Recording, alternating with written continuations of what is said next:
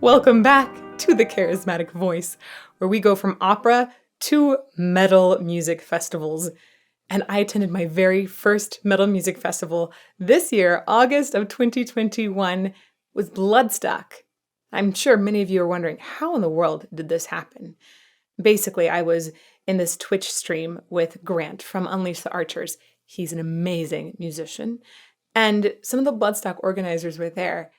I mentioned, yeah, of course I'd like to see UTA live. And they said, well, you should come to Bloodstock. And they put us in touch with the people, with Adam at Bloodstock, and eventually Kirk, my husband, got connected to Michelle Kerr at Cosa Nostra Artists. And she helped procure a media pass for us so we could not only attend, but also do interviews. Going into this, I didn't know what to expect. I was having so many problems just packing clothes. Because I was like, okay, should I be wearing black? Do I need studs, leather? I don't know what to wear. Ultimately, I just went with some sort of business savvy and merch to be safe. I should have brought my unicorn costume. It turns out that people at metal music festivals are really awesome, or at least at Bloodstock they are. There was this really family-friendly vibe, and people that I thought might be a little more edgy and harsh, maybe because vocals are sometimes edgy and harsh in metal music, are actually positively fluffy sometimes.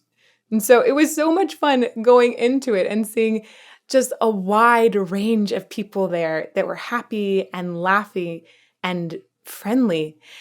And then I had to think about interview questions to ask them on. I was racking my brain. I didn't know what would come of this. I didn't know what the form was going to take, but slowly while interviewing, a story did develop and an overall theme, which I believe is that people were just so happy to come back together after being separated for a year and a half from COVID. But ultimately, I'll let you decide what this was all about as we go through the questions and awesome interviews from Bloodstock. We're going to begin with the organizers, who literally put their livelihoods on the line to make this festival happen. I understand that this is really a family-nurtured operation. Yes. Can you talk about how that's begun and how your role has evolved? So we started 2001 as my father, Paul, decided that the UK, which it didn't at the time, had any events because Monsters of Rock had disappeared. We have an event over here called Download, which hadn't started yet. And he literally sort of said, let's book a venue, book some bands, a little bit like, Bill and Ted, and they will come. And that is exactly what he did. He booked a venue at Derby Assembly Rooms. We had no experience in what we were doing, which makes it even more fun. And 700 people turned up. Oh boy. I know. But my father, which is amazing really for a first event. And this was in 2001. So it was this really raw, no one knows what they're doing, no one knew what equipment to get or what we would do. And that kind of makes it. And that is literally how we started. For the first couple of years, we just had fun with it. We didn't know what we were doing, blah, blah, blah. And it kind of developed and grew because my father was the original founder with a colleague of his, Vince Brotheridge. And then Vince stepped back. And as the festival evolved and grew, and myself and Vicky realised that we had very structured roles we needed to bring to the festival to help grow the festival with my brother Adam. So it's literally gone from a 700 capacity festival to what it is today, 20,000 festival, celebrating our 20th year this year. Happy 20. Thank you. And it's literally, as the festival has grown, the dynamics has changed, the operational side has changed and grown with it. So our roles have grown with it. And we've learnt as we've gone along. We knew nothing about this industry. We weren't trained in this industry. So, but we've got some amazing teams that we've brought in to assist us with the production operation and PR and everything. So there are a lot of other people around us that we've kind of brought in to assist the festival. But the core of it is run by the family kind of year round. It's a challenge, but it's amazing. We love it. We love what we do. So I understand that this has sprung up, really, it's a family-run operation. Yeah. And I know that you guys have all grown in roles over time. Can you tell us about what exactly you do? From the beginning or kind of now? I would actually love the whole trajectory. Well, obviously, you know the background of Bloodstock. We started with my dad and a friend of his and a pub talk, and it kind of sprung up from that. But we kind of got involved, or I got involved back in 2001, just literally being a bit of a runner. So doing the jobs that nobody else really wanted to do, picking up stuff and delivering bits and bobs, and just doing nothing really of any significance, if you like, in the public eye, but it's all the backhouse stuff that people don't see. And it kind of went like that for a few years. And then when as kids we got involved with the festival more full time, we had then more defined roles. So I tended to look after the weird stuff, the sponsorship side of things, and ancillary entertainments, and just kind of doing things differently. Working alongside Rachel and the management of the festival on the weekend itself now is kind of poignant. It's myself and Rachel that sit in the office and get all the questions and challenges, not problems, challenges. So yeah, it's kind of evolved really over the years. So it's everything and anything. I mean, I even went out the other day. We had a car breakdown on one of the roads coming into this festival.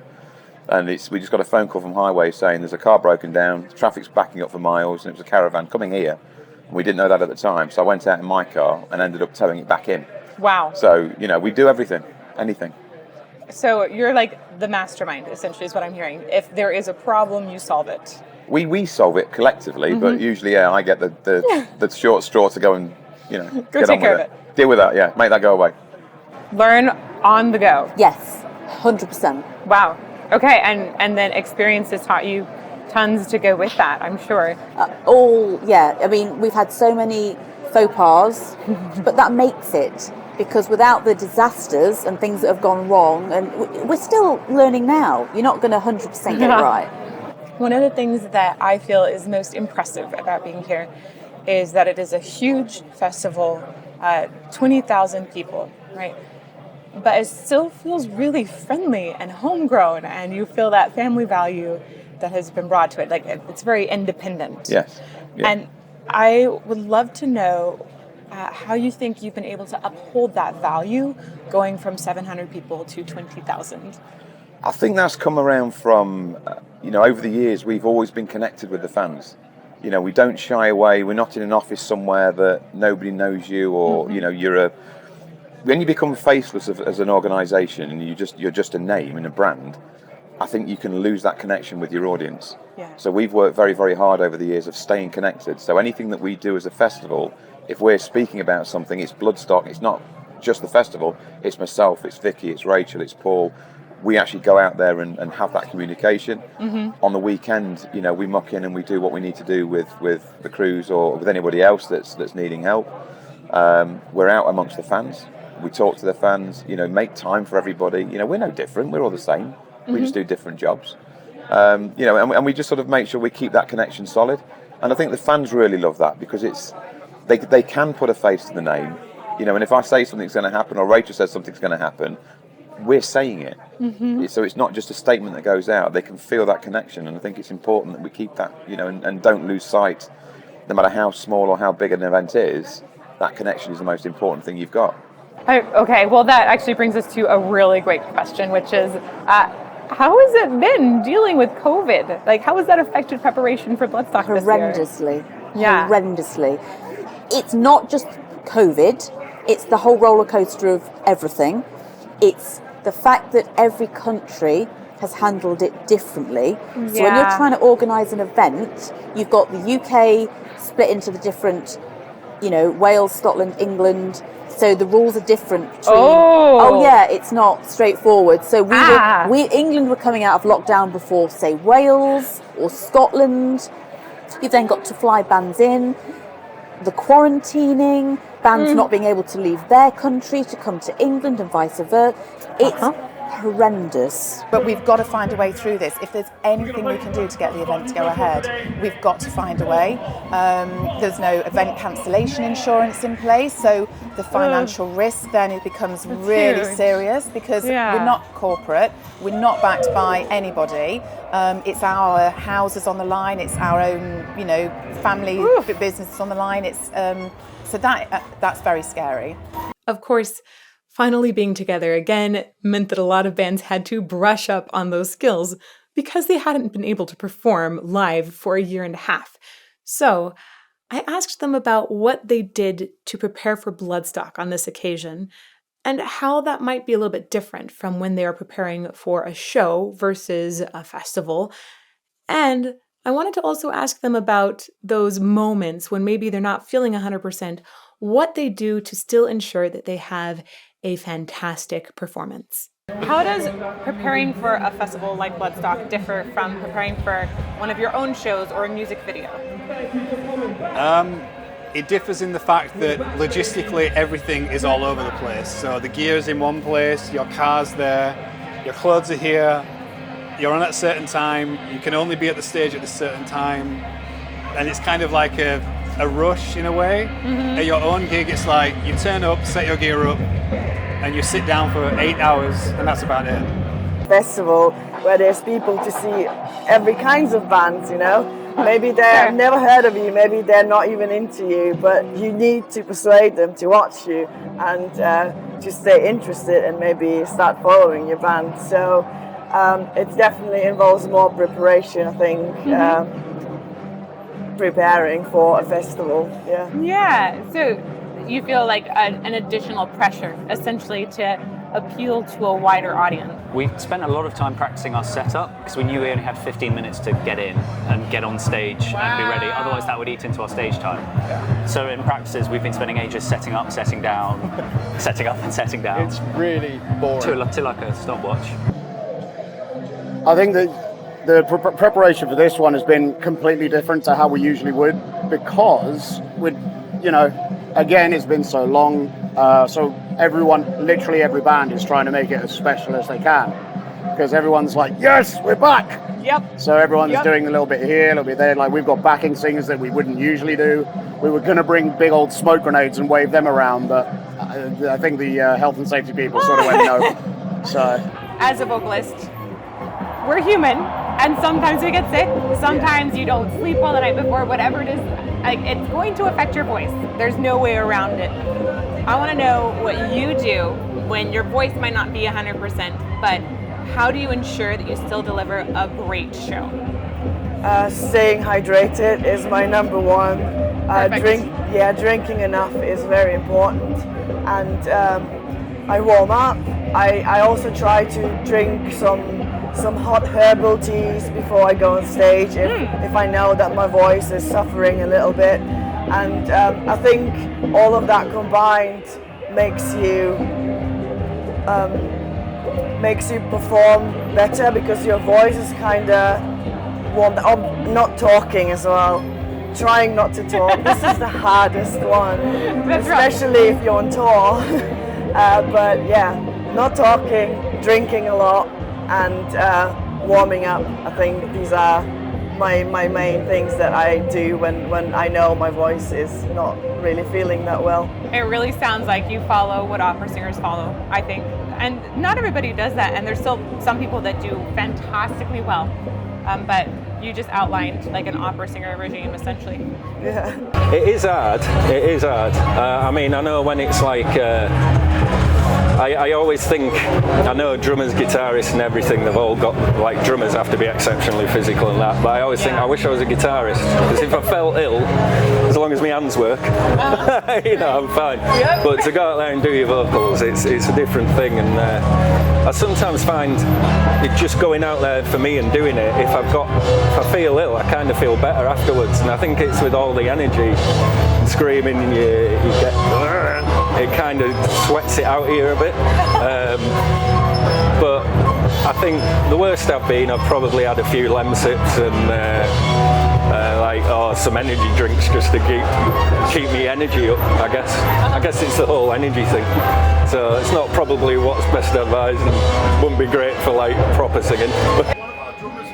I think my main thing is to trust that I can do it. And if I just trust in that and think, I've had one good show 2 shows ago, so I can do it. Mm-hmm. If I worry about the bad show from last night, I'll have a bad show, so I guess kind of arrogantly just be like, can I swear? Yeah, oh please, go for it. fuck it and just do it. I'll just go out and do it. And if I do anything other than that, I won't enjoy it. I'll play badly, yada yada. And then I just kind of go for it and just trust that it'll be fine. Try and drink some tea with honey in it. There you go. What kind of tea? Peppermint tea. Awesome. Yeah, that's what I'll always drink. But yeah, usually I can manage without all of that if I have to, but Yeah, I try not to do it very often. that's fair. So I don't really have any alternative to that. I either get those rest or I just force myself to, or at least pretend I'm feeling good. Right. I'm The playing. mental aspect is huge. It can be, yeah. I guess you got to kind of look as though you're in control, even though you're not always in control. Right? Yeah. Like, oh. One of the things that I enjoyed the most about Bloodstock was being exposed to so many new sounds and new bands. When we walked into the media tent and I saw the updated performance list, I didn't know 95% of the bands on that list. And I'm a metal baby, right? Like, this is fairly new to me, but luckily I did have some help. Paolo and some of our patrons put together this amazing spreadsheet and database that contained information about each of the performers and even had a picture of their lead singer, so I might be able to recognize them.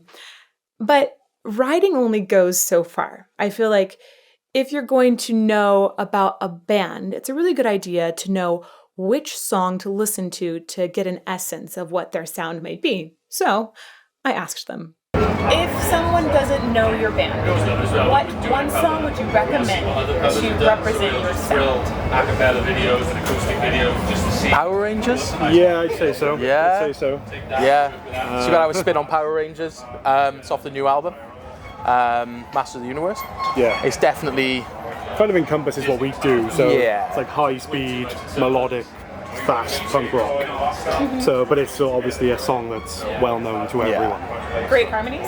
Yeah. Some crap harmonies all the way through. All the way through. Remember doing the video for it. Yeah. I'm singing everything here. Yeah, so, the whole verse, the whole chorus, everything's harmonised. Everything is all harmonised. So That's brilliant. Whose idea was it to do a Power Rangers theme? it was just all of us, wasn't it? Yeah, it was. When we were doing like TV themes, we just thought that's kind of one of the big ones. You got to do it. So okay, one song, Glint. Glint is the song by us. That was the single that like took off and sort of put us on the map. So. Perfect. And your voice is also very easily findable on YouTube, and I believe it's Can You Feel the Love Tonight? Yes, I'm flattered. I know. Yeah, we had a cover song go viral last year, so yeah, that was a surreal experience to say the least. Right. Probably Faux Hammer. Okay, Faux Hammer. Because it's about, lyrically, it's like sort of like smack bang in the middle of what we usually will write about, which is sword and sorcery. It's actually about the sword that Gandalf finds in the cave in The Hobbit. Faux Hammer or Glamdring, which is Glamdring. Like, yeah. Uh-huh. So, okay, thank you. So that's so it's about that, and it's kind of fast. It's got some blast beats at the beginning, then it's got some sort of mid-paced headbanging bits, and then towards the end it goes really slow. Which Perfect. is basically that's the three things we can do. So we put them all in one song. It kind of works. For people that aren't familiar with your band, first of all, can you tell me where the name comes from? And then, can you tell me maybe one song that would be a good way to summarize your sound? Okay, so, well, the name Say the Blood, it comes from a mix of words from Old Norse. Uh-huh. Seidr is a shaman. Oh. And blood is a ritual. So the interpretation we give it is like a shamanic ritual or a magic ritual. Mm-hmm. So that says a lot of our music, I think, because our music is very ritualistic and trying to transport to a different state of mind. I definitely got that impression. What song that you've released, or maybe that we can find on YouTube, would be a good starter song? I think it's Kegold, because it's kind of we did a video for that song in Iceland, and is kind of the most popular of our songs. But we recently released another song called Heimdalar, which we also played it today. Oh yeah. And that's kind of being the direction of the music we are doing nowadays. It's really good. So both Skegel and Heimdalar. Yeah, I would say it's one of our newest songs, and it's called Slayer of Holofernes. It's from our last release, and it's got all different kinds of guitars, drums, and vocals in it. So I think it's a good mix. That sounds fun. I would say probably Universe on Fire is actually my favorite song. So I guess this one is the best description for Gloryhammer, because we try to set the fucking universe on fire when we play. That's very exciting, because I've been saving a lot of your music for reaction videos, and it's really my first time when I hear them. You I haven't heard it yet. You haven't done it before? No. So that Your favorite one is Hoots Force, I heard. Well, I played Hoots Force on Beat Saber. You played it? Yeah, like the Beat Saber where you slash blocks and you're a Jedi, and it's amazing. You feel like you're dominating the world. So anyhow, we have our patrons suggest songs to put on that are like custom levels essentially, and I played Hoots Force in that. It was really fun. It's really quite hard, isn't it? It was kind of hard. It was good. You can adjust the level of difficulty. All right. Which is fun. So you can play faster even, or? Yeah, you can. But I love it. When the blocks are generated, essentially, it makes you kind of feel like you're the drummer in the band. All right, yeah. So I feel like you get to get inside the music a little bit, which is super fun.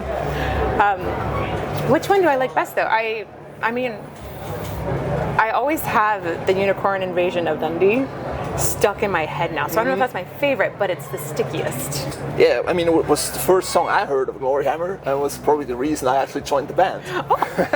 Because, there you go. Yeah, because the title was so stupid, I thought, this has to be good. Oh, absolutely right. Bring the metal back. Bring the metal back. Bring the metal back. That was the first song that ever got written for Battleborn. We wrote it in a Vauxhall Zafira on an iPad on the way back from Wacken Open Air in Germany.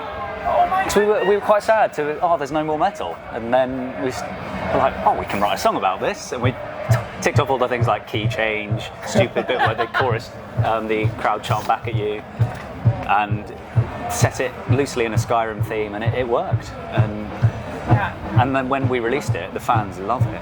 Yeah. That's our most streamed song by somewhere thousands. I feel like that's a very relatable song for a lot of people. Right, yeah, at the moment. I think a lot of people need that metal back in their lives after the last year and a half. Yeah. And we've brought it.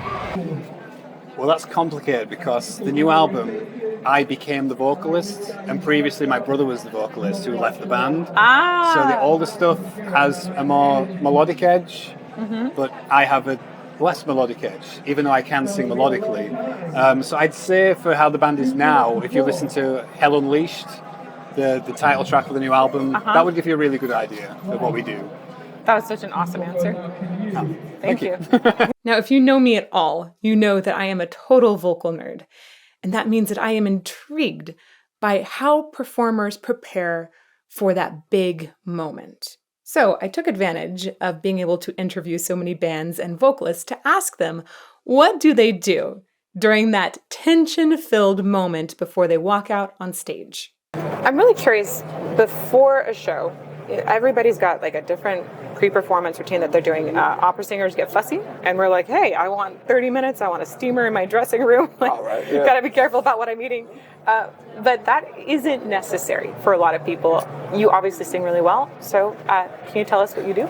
I mean, I wish I had a steamer in my backstage. Right. I don't have one. But when I wake up in the morning, I just check my voice, if it works, like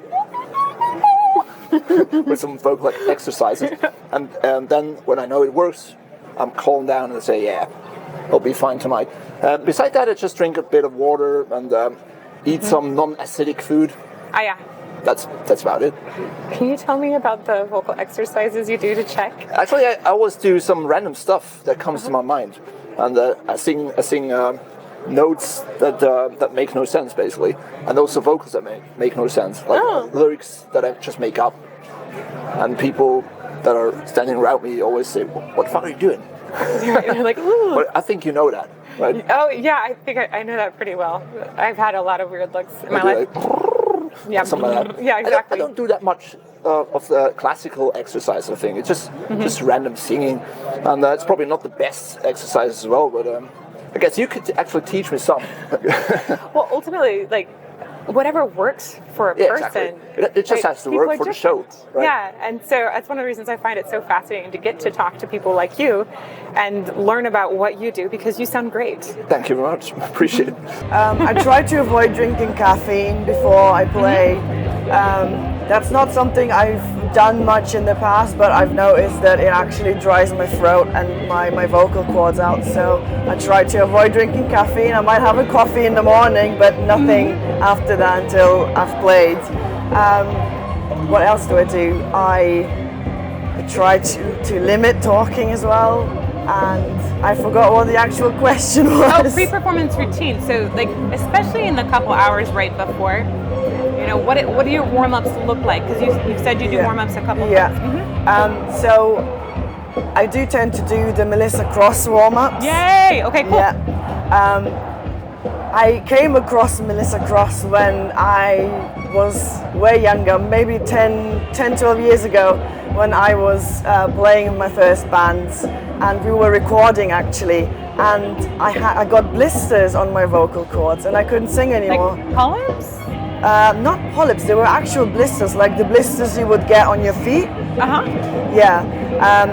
So it was very painful. I went to see my doctor. I couldn't talk for 2 weeks at least, and then I was like, okay, I'm definitely doing something wrong. I need to figure out how to do this right. So I went researching. I found Melissa Cross. I got her DVD. I got her CDs, everything, and I religiously watched it and have been doing her warm-up since. And I think they work wonders. Yeah. Very smart. Like super, super smart on you. With my vocals? With vocals, but also in general. I feel like getting in the right mindset. What does it? I've been doing it since 1999, so I've been doing it a while, and now on the guitar front, an hour before, I just make sure I start playing. I don't have a warm-up routine, I just play anything just to get me in that mindset. Perfect. I listen to like old Metallica to get me in the mood. But on the vocal front now, because I've been learning for about a year maybe, I do my warm-up that Melissa Cross has taught me, but I also sing to Frank Sinatra, which is, I know it's not metal, but I love Frank Sinatra so much. And that's it's so good. Like Frank Sinatra, schmoozer. Like it's just really healthy, clean vocals. Yeah, yes, exactly. Yeah. When I sing it, now I know what I know about the vocals. It's just easy. I'm not saying Frank's stuff is easy. I'm saying it's just a good range that I have to sing with, and it's just a really good practice for me. So yeah. Yeah. I tend to avoid beers. Oh yeah. Nowadays, I didn't used to. And I was like, wait a minute, that's not helping. But I tend to. I keep it. I do warm up, but I keep it relaxed. There's not a specific routine that I stick to every single time. Sort of like ascending scales and things, and lots of vibrating lips. Oh yeah. Those are great. They are. Yeah. I feel it loosens it up, loosens not just my vocal cords up, but also just makes my face feel more relaxed. I don't know a lot about vocal technique. You see, I've always just sort of just done it. So any tips? You've already been giving me tips already before this, which has been amazing. We've been talking about straws. We have been talking about straws. I will say lip trills, that's the vibrating lips. That's one of the best things you can do. It's in the same school of vocal exercises as the straw exercises. Oh, fun. So if you're accidentally doing the right thing again. Sorry to talk. No, you're great. You're great.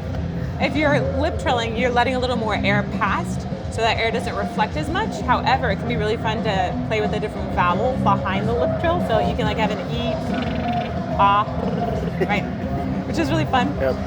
But the straw reflects a little bit more air pressure, which is why the research shows that the straw is better overall, but the lip trill has its purpose in a ton of different places.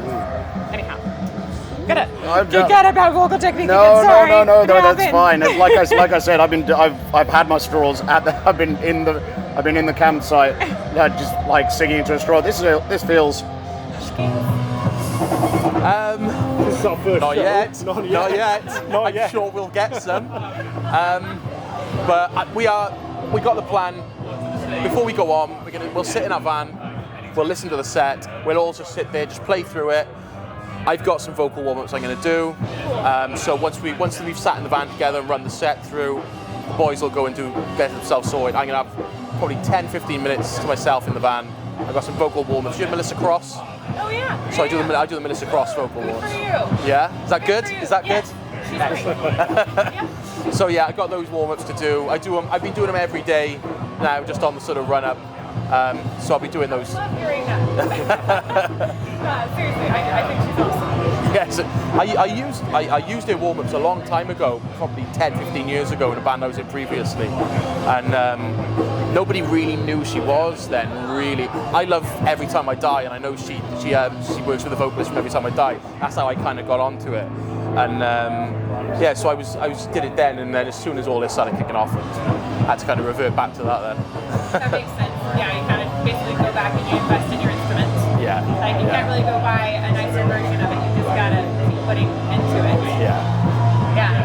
Do you do warm-ups too as your voice? I'm really bad. I don't do warm-ups, but I feel that if I sing a little bit, just like a nice low harmony or whatever, I feel that warms me up a little bit.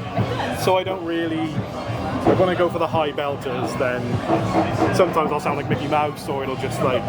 But I'll never sing from my throat. It's always from down here. Okay. So I feel like I'm doing it properly. Yeah. I kind of always have, because years ago, a singer I was in a band with kind of forced me to do it. Like I didn't know I could hit those notes, but he was like, "You can do it. Just sing from there." The notes he can hit is ridiculous. It's ridiculous. It's like, well, like work out like a high harmony and be like, I can't do that, that's too high, and I'll go in the vocal booth and be like, oh, it turns out I can. So I think potentially the best way to answer this is to like differentiate preparing for Bloodstock with preparing for the studio, because that's pretty much all we've done for the last year. And if I'm preparing for the studio, I will. I'm a big proponent of the actual use of dairy in singing. I know that can be slightly contentious for some people, but if you can regulate mucus production using little bits of like dairy and certain dietary requirements prior to doing something, and then cut it out on the day, I usually take like I won't like OD on dairy, but I'll have some dairy for like 3 days. Which increases mucus production, makes the tone of my voice really warm when I'm going into the studio, and then I eat nothing on the day, and I warm up in patches. Then I hit the studio, and that makes my voice sound really like full and warm and deep, and it's really, really cool. Whereas that's super interesting. Whereas this is the complete opposite, because I've been in a cold field in a tent for 3 days, and it's literally just like there's nothing about tone. It is literally just trying to make sure my voice is functional. Because like I woke up the other day and I had my tent had blown open, and there was cold air going like directly into my face. You had that post-nasal drip that's just like it's like on the chorus, and it's starting to get inflamed, and you're like, oh goodness. Oh, it was terrible. And I was singing along to a band on the first day, and I woke up and my voice was like. It was terrible. So the last 2 days have been like no alcohol, lots of water, as much sleep as humanly possible, and I'm just about there. I'm just about there today. I think I'll be fine. Well, that's good, because you have a show coming up later today. Yes, and it is a very, very difficult show. It's really hard. The more I'm talking about this, and the closer we get to the show, the more I'm realizing how completely stupid it is to be attempting half of the things that I'm going to be attempting live in this show. There are, if I remember correctly, there are 2 G5s and either an F or an F sharp 5, all clean full voice. Or at least mostly mixed to full voice. You know, it won't be like full, but I'm a Ligera tenor, so it's very high and light. Got it. But it is fully mixed. That's going to be fun. I gotta say, I loved the variety of answers to that question. And the experience of getting to interview so many of these amazing artists and bands was just awesome. It was also awesome to connect with people in the media tent and outside. We got to meet so many of you, our subscribers and our patrons. Thank you to everyone who came up and said hello. It was truly delightful to get to meet you in person. And it was delightful to get to see the artists perform, right? Wow, that was amazing. I had quite a few amazing moments that I want to relate, but I'll just relate a couple. I loved seeing Benji rile up the crowd and then also have an incredibly heart-filled moment. Skindred's performance was just amazing, I thought. I also really loved getting to witness that first moment of live performance from Punk Rock Factory. We got to see that big debut and it was awesome. And it was so cool to see people crowd surfing as unicorns, like mind explode. And oh my goodness, Devin Townsend is just as incredible live. I was so amazed to see his entire performance and see the way that he vocally was just a master of all. Obviously, my experience at Bloodstock was awesome. And I also wanted to know how other people were experiencing it. So we asked some of you, the attendees at the festival, and we also asked the organizers how they hoped the festival would be experienced. I'm curious, when you have somebody who's attending the festival for the first time, what do you hope their ideal experience will be? The most important thing is they take away is great memories. With the festivals, we've had it over years. Do you remember, sort of the big events of our lifetimes? Mm-hmm. All the sort of the great festivals of the years gone by. I was there. We want to create those I was there moments. Ah! That's what I want. Oh, that's so good. That's all we want. We want people to have a great time and just go be able to talk in years to come, 20, 30, 40 years time to the grandkids about when I went to Bloodstock. 2012, 2019, whenever it was, that was the best year ever. And if you can make a change to someone's life, if it's one person that we can change and we can affect in a positive way, then everything we do is worth it. It's all about them feeling included, feeling part of a family, going away, telling the friends, I've had the best weekend of my life, I did not know this was here, I'm coming back again, mates, come back with us. We're going to keep the size pretty much the same because we want to keep that intimate feel for the festival, that family vibe. And I think if you grow too big, you lose that because the dynamics do change because it gets too big. But people want to come into the arena and feel that they can come on their own. We have loads of people that come on their own, to the festival that just meet up and meet people and they're lifelong friends. I hope that they come to the festival. If they've never been before, I hope that they feel firstly comfortable and just amazed and happy to be here. I hope they make friends. I hope they make memories, because if you've got anything in life, you want to go away with just memories. Because whatever place you're in later in life, I was always told, go back to happy memories, because that will take you out of a bad place. And I found that works hugely for me when I've been in a really bad place. And I think if we can give anything, it's great memories to people that they can tell other people about and they can relive it. Because people can take anything from you in life, but they cannot take good memories because you'll always have that with you. And I think that's what I want people to have. What makes this different from another festival? It's UK festivals are always different to European festivals. You've got the French. When we came here for the day ticket, people were saying, "Come back to our tent, nothing bad," and stay there with us because they were just so friendly. Everyone you talk to from back in the UK, they're really welcoming and they always want you to stay. You can talk to all the bands if you see them walking around, and there's no sort of.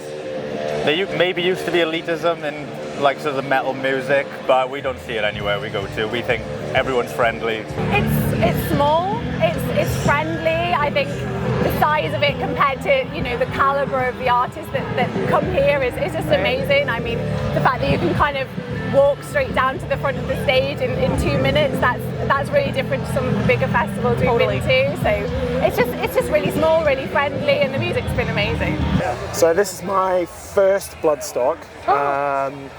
I wanted to come somewhere with my daughter who's never been to a live gig or a festival before, and I'd heard that Bloodstock was really kind of family friendly. Yes, I've seen that a lot. It seems really lovely. And we've had, like, honestly, the most amazing time. I'm just blown away by how friendly people are. It's incredible. Oh, that's awesome. And, you know, you already kind of answered my next question, which is what makes Bloodstock different from other festivals. But do you want to add to that?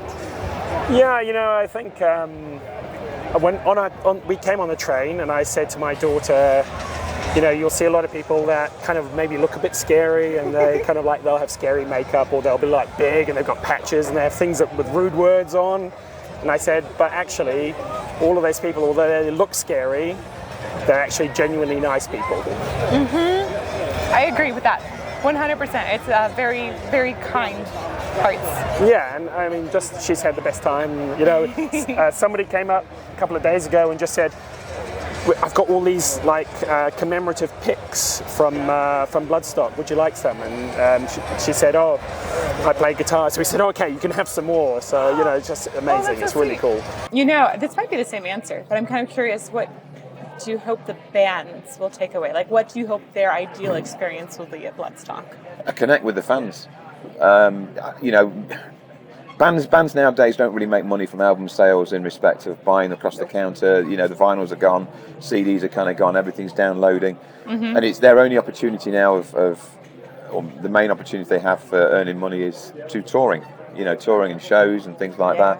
You know, and we want to make sure that connect is there. So we do, you know, traditionally we normally do a signing tent, which we've not been able to do this year because of COVID, but, you know, we'll get that back in 22, where we can connect the bands with the fans directly.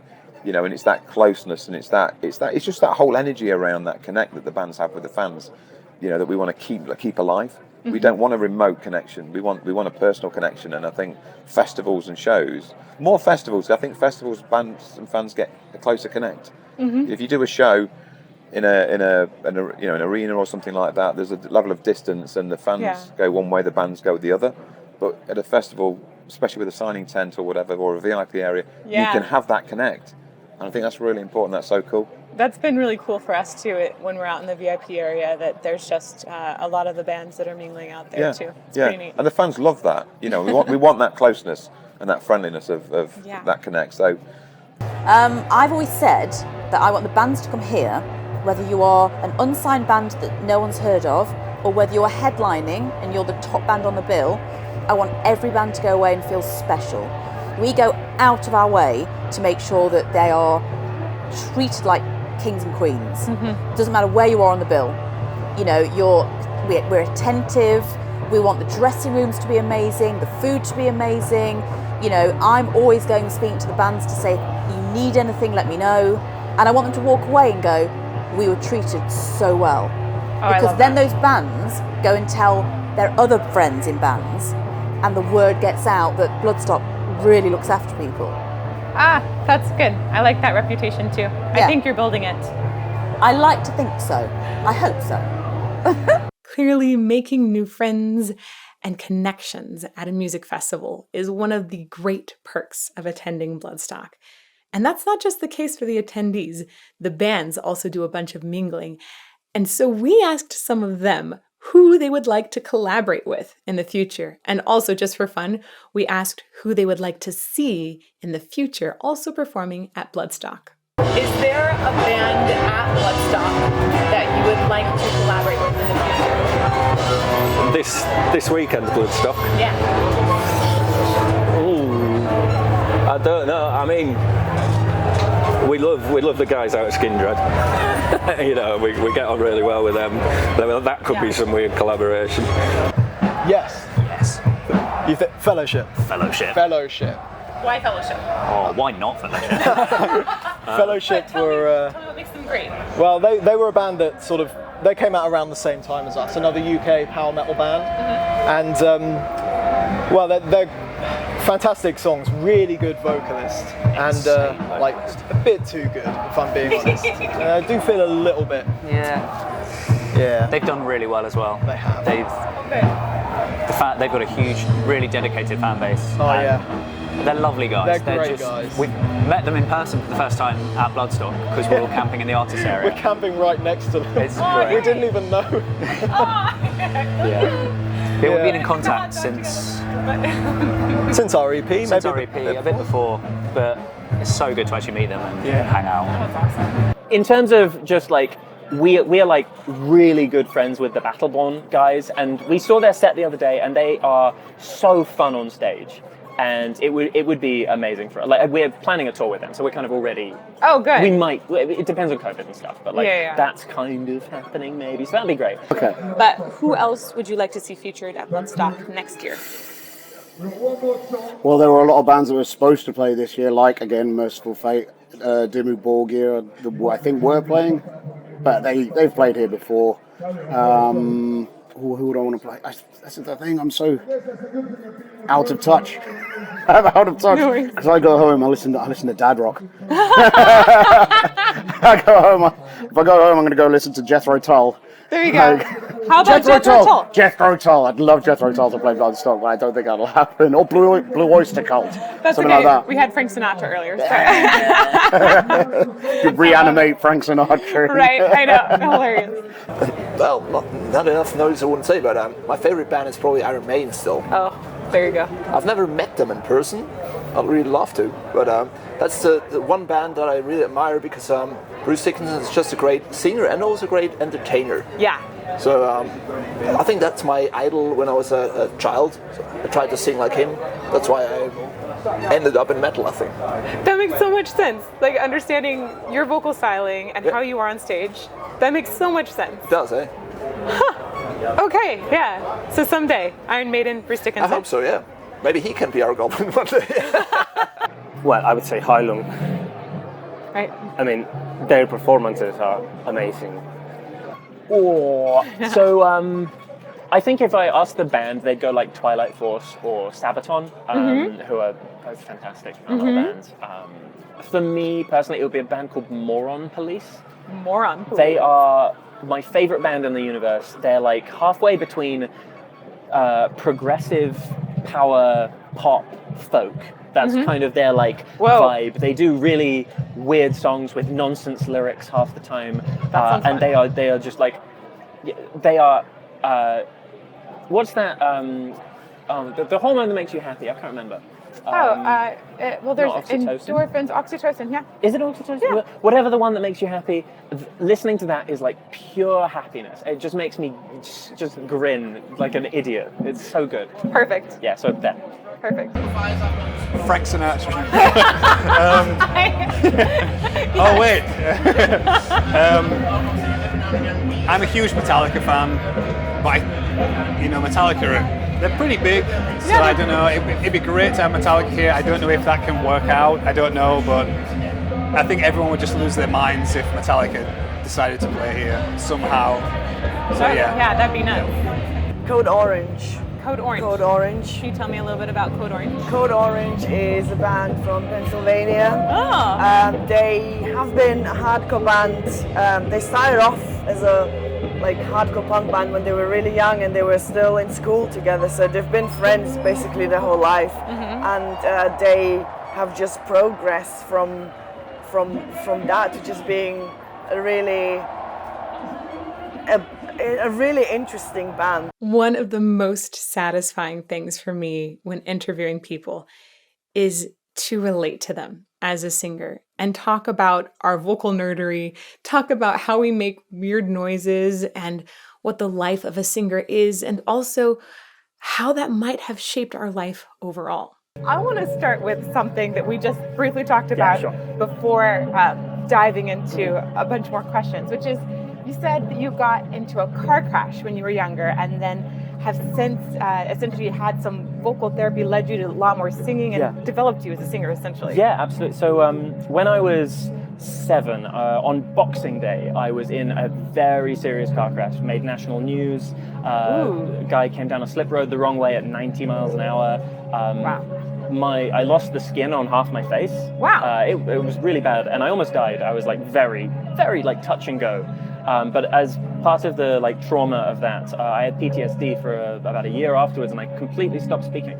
And instead of giving me speech lessons, they decided to give me singing lessons as a way to try and get me to speak again. And from that just led me into, they figured out I could hold a tune, as I got better, and obviously, it worked, it did its job. And then I just kept the singing up for a few years after that, and eventually I got scouted, and the rest is sort of vocal history, as it were. Wow. So I'm really curious, was the block in being able to phonate, or just that block in speaking or singing, was that something that was more of a mental block due to PTSD, or? I was so young that I would struggle to remember. There was no physical issue. So in terms of phonation, in terms of actually being able to produce sound in either my chords or my face, there was nothing there that was physically wrong with me. But I presume it was down to primarily trauma, at least. Got it. Wow, that's so cool. I've seen how music and singing in particular, they can light up different portions of the brain, help sort of draw things back together, right? It's so exciting. I think my mum actually has one of my brain scans at home. Really? Maybe. I haven't seen it in ages, but I think she might, from when they were doing all of the therapies, so that they could prove that it was doing something to me. That's amazing. I mean, it's obviously very old. It's been 20 years or so. But still, even having man, they must have loved being able to study the evolution at that point, especially when there wasn't a whole lot of data yet. Yeah, it was groundbreaking. Honestly, I said it sounds like a humble brag. It was groundbreaking stuff at the time. Yeah. No, I was in Great Ormond Street, which is a very famous hospital here in the UK for children specifically. Oh. And a lot of the stuff they were doing was the kind of the first time ever. In terms of when they saved my life, this had nothing to do with vocals, but they stitched part of my intestines to a different part of my body to save my life in the first place. Whoa! And that was a world first or second of that surgery. So yeah, singing was really something I was very much forced into by life. Wow, that's just mind-boggling to me and really incredible. And I love it because I love seeing how singing and music have been developed to help all kinds of therapies. We know that they are good for people. We know that it literally makes people happier to sing. And then there's all these other benefits too. It's so cool. So you were doing a specific kind of throat singing on stage a bunch that particularly intrigues me. Can you talk about how you developed that, where it comes from? Yes. So I've listened throat singing once, and I tried to do it, and I did it. And you did it. And that's how it started. Do you remember, even now when you're doing it, what are the sensations like as you're singing? It's completely different to other kind of singings I've done before. I've been singing in metal bands, death metal bands, doing gutural singing since I was probably 16. And it's completely different. Yeah. I can find a similarity with pig squeals. Oh, really? Yeah, for how you make the harmonic, how you put your tongue in your mouth. Oh, yeah, because as you're shifting your tongue, that's how you get some of the overtones that are happening. Got it. That's the only similarity I find. But for the rest, it's much more calm, I would say. It seems natural to me. It comes, it flows. And this kind of the low droning sound that you make, I know from my perspective, I've looked up subharmonic singing and listened to it many, many times, and actually started playing a little bit on my own with it and recording it and looking at it in various kinds of imaging. And what I understand is happening when you're doing the really low drone note, not necessarily the overtone, because there's different kinds of throat singing, right? The lowest one, I know from reading some research about it that they found it's a combination of your true vocal folds and your false vocal folds, the ventricular. Yeah. Do you feel like you have a really clear separation of that when you're doing it? Yes, definitely. Oh. And also, even in the time of the day I do it, it changes. And is it better in the morning? Yes. Great time slot then. The less I talk to people, the better. The lower I can go with my throat singing and more deep. So that affects a lot. But I can get what you mean. The throat singing you're talking about is Kargira. Yes, exactly. And that's the deepest one. Sometimes it doesn't even have an overtone in it. It's just deep and throaty. Yes. But here today, I think I have used 3 different kinds of throat singing. Yeah, I heard definitely 2. I heard the overtone and I heard the one with the subharmonics. Yeah. What's the third kind?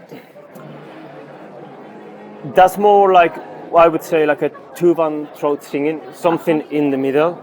So if you get the throaty main note and an overtone, a higher overtone. So it's in a the middle. combination then Yeah. of the 2? Do you feel like there's some of that false vocal fold involvement that's giving a little bit of texture as well? Yeah, That's cool. definitely. And it's just the more you do it, you find new sounds. And then if you use muscle memory and you reproduce it, that's how I normally work it out. I know that being able to use subharmonics in singing in the first place, it takes a lot of coordination. It seems like you got into that groove fairly easily. But if I look, when they did these studies and they were looking exactly at like what's happening, the true vocal folds that are creating the pitch, those are vibrating consistently, maybe at a pitch.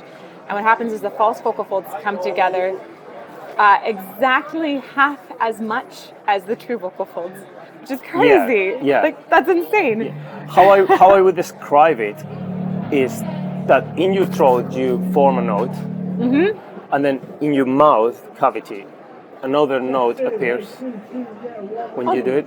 That's a really cool description. Because I've never got taught how to do it, so I've been doing it by guessing in my head how I do this, how would I do it, how would I make it sound. So basically to me is that I make a note in my throat and then the other one appears in my mouth. Depends what position I put in my tongue or how I place my lips, my mouth. The other one appears there. That's really cool. To wrap up our conversations, I wanted to understand how the charismatic voice and other similar channels might be impacting this awesome festival and the metal music community overall. It's my goal to build appreciation for great music and great singing. So I wanted to know essentially, are we doing a good job? How do you think YouTube channels, especially reaction and analysis channels like the Charismatic Voice, which I know you've been following for a while, how do you think they affect the metal scene overall? The metal scene? Yeah, I know, specifically metal scene. Oh, that's a really cool question. I like that question a lot. I think the thing that really strikes me is that because vocal tuition and vocal analysis, and specifically vocal knowledge, is becoming much more widespread through channels like yours, and vocal tuition channels across the... I'm a really big fan of Jeff Rolka. Shout out to Jeff Rolka. Oh, cool. Love the guy. Knowing the anatomy and of the vocal cords and the throat and the real sort of the science behind how to produce specific sounds, how to sing safely, especially with metal, is so important. And channels like yours, and and channels generally, really help get that knowledge to be accessible. Because previously it was just so much of singing was how good was your teacher, not how good were you. Because you only had access to a couple of teachers, and if your teacher couldn't teach you to scream safely, or couldn't teach you aggressive vocals safely, or couldn't teach you clean safely, then you were totally at the mercy of that teacher. I had vocal damage for years because of all people, my opera singer, who was a talent scout. He actually almost ruined my voice, but there was no one else, so I ended up with that for 3 years. And now you can, I wouldn't say it's a good idea to teach yourself entirely from vocal stuff online, but there is so much knowledge out there that helps you understand your voice and therefore prevent damage. And in the metal community, damage is an epidemic. I think they've been great. I watched them myself, yours and quite a few others, and in a way, to me, it's a different way of listening to music because, for instance, One by Metallica, I love that song. I've known it my whole life. And then I watched a video of 2 girls reacting to it. And the lyrics were on as well, and it's all about war and people dying in war. And they were really emotionally affected by it. And I thought, I've never listened to it in that way. And because they were listening to it and reacting, I was thinking, oh shit, yeah, it is really emotionally deep. And I was just like, yeah, Metallica, woo. But I think it really opens the songs up in a way for people who've not heard it. So it's a really good medium, I think, definitely. I think it's a really positive thing because a lot of people aren't aware what kind of singing goes on in metal. A lot of people don't know how to do it, and channels like yours just help spreading awareness. And I think it's quite interesting to see people interact with metal music that haven't really been involved in it before, and especially from someone like you who is so trained in like opera and these things. I feel really appreciated that you pay attention to singers like me. Oh, that's super sweet. That was super sweet. I think it's amazing what you do. Thank you. And I think, I really feel that there should be a lot more research done in metal about how people are making these sounds. There's been a lot that's been done in classical music that I very much want to see more done in metal, and I want to see more understanding and more appreciation for it. Yeah. Well, that's quite a tough question.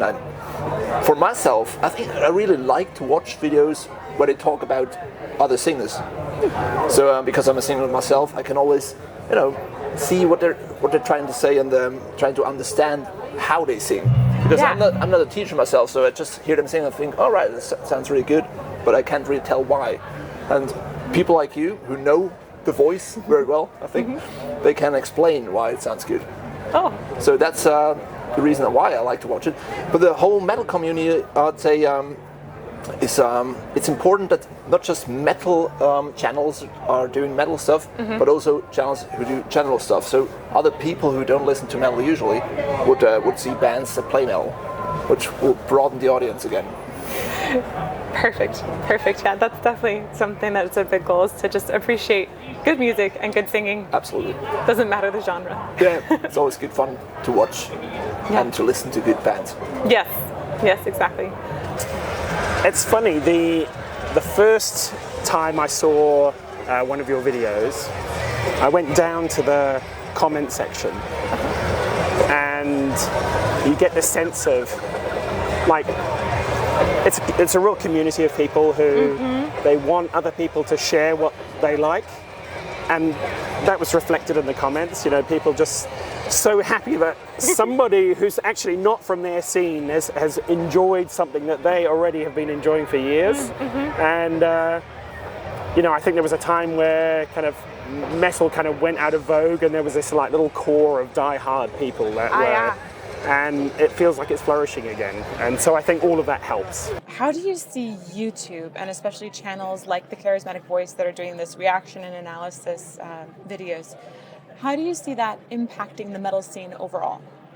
I think it's an amazing thing to happen, if I'm honest with you. And then, I sort of watched a few of your videos, and I've seen where you've done the metal bands and those reactions. And to me, it was probably one of the best things I've seen in a long time, because it was giving a connect to what is supposed to be a distant genre from a lot of people. It's kind of, music in general is pop and rock, if you like, and a bit of the indie and the jazz and everything else, and the blues. And metal has always kind of been sidelined a little bit as an aggressive kind of gothic weirdos type of music, and I think that's what the general public take away from metal. And it's nice to see it getting a bit of a limelight now in a more popular medium, that people can actually understand it better. Yeah. And I love very much what you guys do, because you're actually delving into the music and the voice and the vocals and everything, and giving people an understanding of how talented these artists actually are. And that's a massive takeaway, because I think ordinarily people, I had a friend who I used to work with, and he now works with us here on the festival. And when he first found out we ran this metal festival, his thing was, no, I don't like that. It's all growly sort of, rah music. It's the only thing he now listens to. He doesn't listen to any other music. He loves this kind of music now, because he understands it. Yeah. And he'll go up on stage if there's a band playing, and he'll watch the guitarist and the drummer, and he's really appreciating the actual level of talent that these guys are sort of showcasing. Whereas before, he wouldn't have given it a second thought. And I think it's through what you do and through what YouTube and those opportunities of people connecting have, they're now people that can see this and they can see that connect and actually understand the talent behind it. That's great. That's amazing because for me, I found some of the most talented musicians in metal. Yeah. And I think that definitely should be highlighted more. 100%. And I can only applaud you guys for what you do, so thank you. Oh, thank you. Thank you to everyone who took time out of their busy festival schedules to chat with us. It was an honor to get to know each of you. And thank you also to Michelle and Kirsten for making us feel at home, to Rob for protecting our ears, and of course to the organizers for putting everything on the line to help metal music fans come together. Bloodstock was an awesome experience, and we hope to see many of you there again soon. Until then, bye!